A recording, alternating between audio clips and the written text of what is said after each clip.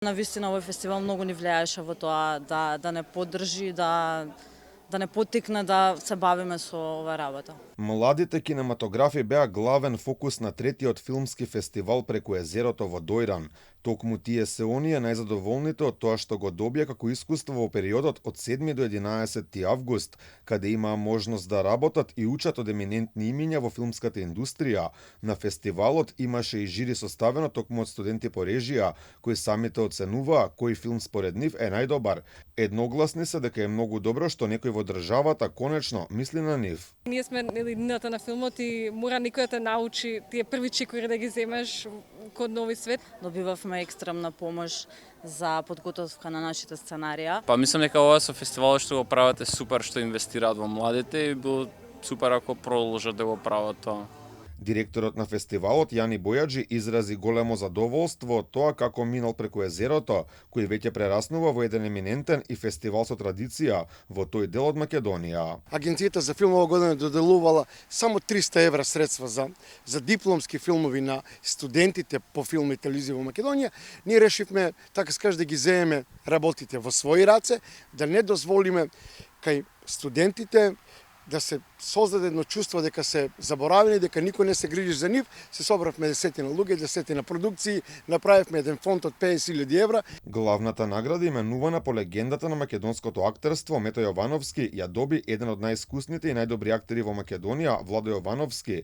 Во името на Мето Јовановски, како да е собран целиот македонски, балкански талент, сите наши фрустрации и дарби, и размислувања, и прашања, и емоции, и хумор. Дел од жирито кој одлучуваше за главните награди беа Владо Јовановски, српскиот режисер Предраг Милоевиќ и грчката режисерка Електра Венаки. Сите се едногласни, преку езерото е вистинска можност за промоција на балканскиот и медитеранскиот филм. Je jedno dobro i plodno tlo za nešto što će biti buduća kinematografija i